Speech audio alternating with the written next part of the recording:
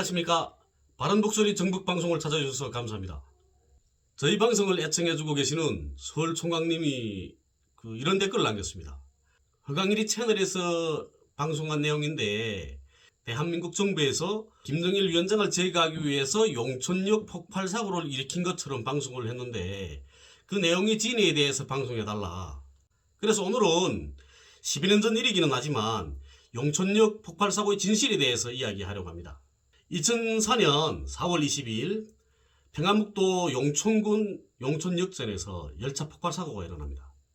그 이후에 북에서는 국제사회의 지원을 요청했고 적십자 구조대를 비롯한 유엔의 지원물자들이 북으로 들어가서 용천역 피해 복구에 동참했었습니다. 사건 이후에 국제사회에서는 용천역 폭발 사고가 김정일 위원장에 대한 암살 시도였고, 사건 현장에서 테이프가 부착된 휴대폰이 발견되자 핸드폰을 원격 기폭 장치로 이용해서 김정일 위원장을 암살하려 한 시도로 인식됐기 때문에 북한에서 GSM, 즉 개인 이동 통신이 종료되었고, 훗날 외무상을 지내는 리수용이 핸드폰 기술을 국가에서 통제하면 오히려 테러를 방지할 수 있을 것이라고 적극적으로 설득해서 이후에 이집트의 오라스콤 텔레콤과의 합작으로 2008년 고려링크를 설립하여 다시 핸드폰을 허용하게 되었다, 이렇게 주장하고 있습니다. 주성화도 또 자기 주성화 TV에서 용천역 사고 수습 탈북자들이 진술을 토대로 해서 용천역 화재 원인은 꽃제비들의 석유 절도 중에 일어난 일들이라고 주장했습니다.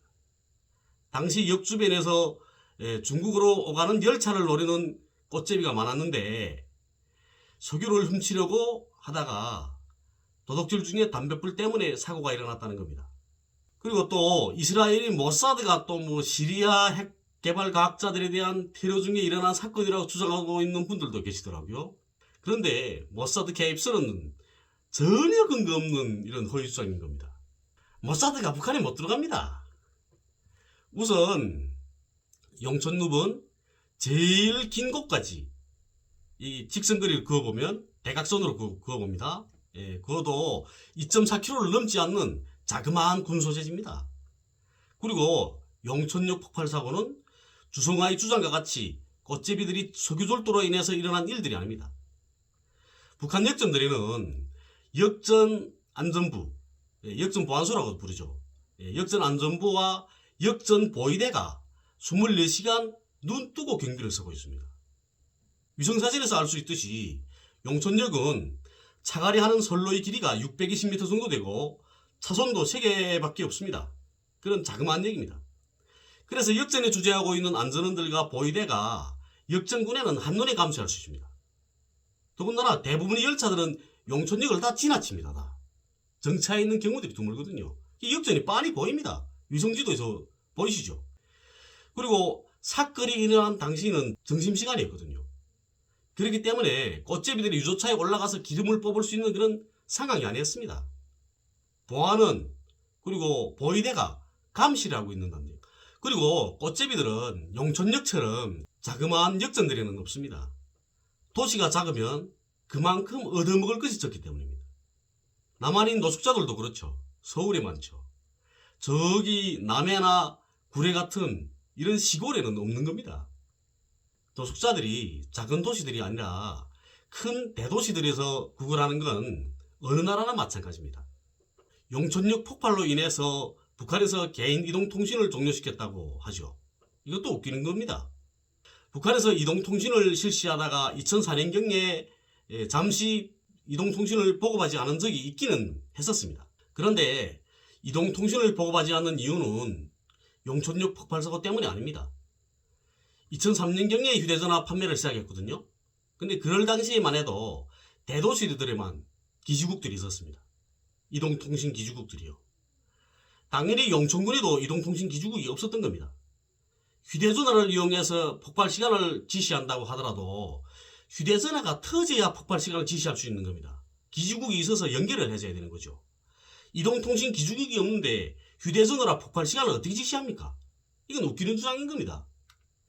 그리고 대도시들 같은 경우에도 휴대전화를 사용하려게 되면 기지국이 있는 근방에 가야만 사용할 수 있었습니다.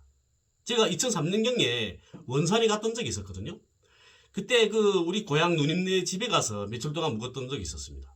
그 집이 원산 경제대학 담장 딱 옆입니다. 그리고 또 그 매부가 약전기계 수리공이었거든요.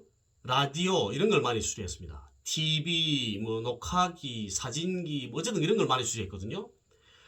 그래서 승용차들이 많이 왔었습니다. 그 중에 그 라디오 수리하러 보이사령부 승용차들이 온 적이 있었거든요. 차에 그 휴대전화 있길래 제가 한번 써보려고 했었습니다.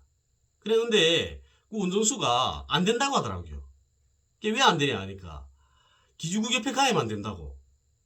원산은 강원도 소재지거든요. 그럼에도 불구하고 기지국 있는 데만 가야 휴대전화가 터졌던 겁니다. 이런 사정들이 김정일 위원장한테 보고되죠. 그래서 김정일 위원장이 휴대전화 사용이 원활하지도 않는데 왜 판매 안 하고 기지국을 건설해서 아무 곳에서나 휴대전화 사용이 가능할 때 판매해라. 이렇게 지시를 하게 됩니다. 그래서 2005년부터 2007년경까지 전국의 모든 농촌과 도시들을 잇는 이동통신 기지국 건설이 벌어지게 됩니다. 제가 우리 공장 종업원들을 책임지고 그 기지국 건설을 제가 나갔댔었습니다. 2년 동안 여름에만 했었거든요. 북한은 늘 전쟁을 생각하는 나라이기 때문에 모든 통신선을 땅속 1m 80 아래에 매몰합니다. 전자장애를 입지 않기 위해서죠. 그런데 땅 파는데 기계를 사용하려고 하게 되면 기름이 없는 겁니다. 그래서 삽과 곡괭이 가지고 사람이 파야 되는 거죠. 근데 겨울에는 땅이 열지 않습니까? 그러니까 땅이 여니까 별 수 없이 여름에만 공사를 해야 됐던 겁니다. 그래서 한 2, 3년 정도 걸렸던 겁니다. 그렇다면 용천역 폭발 사고의 진실이 뭘까요? 용천역 폭발은 김정일 위원장에 대한 암살 시도가 아니었습니다. 사건 당시 용천역에는 질환 비료를 실은 화물열차가 차가리를 하고 있었습니다. 근데 차가리 하는 과정에 전기선 접점 불량으로 인해서 전기선에서 불씨가 튀게 된 거죠. 불씨가 튀게 되면서 질환 비료를 실은 그 화물열차 빵통이 떨어지게 된 겁니다. 그래서 불이 날리기 시작했고 그게 폭발로 이어지게 됐던 겁니다. 점심시간이었으니까 역전에 군무선감 몇 명만 남겨놓고 다 밥 먹으러 갔을 때죠. 질환은 비료로도 사용하지만 폭발물이 원료로도 사용됩니다. 그래서 폭발됐던 거고 그 옆 선로에 유조차까지 정차해 있었기 때문에 더 큰 폭발로 번지게 됐던 겁니다. 앞으로도 여러분들이 궁금증을 풀어주는 진실한 전국방송이 되기 위해서 노력하겠습니다. 감사합니다.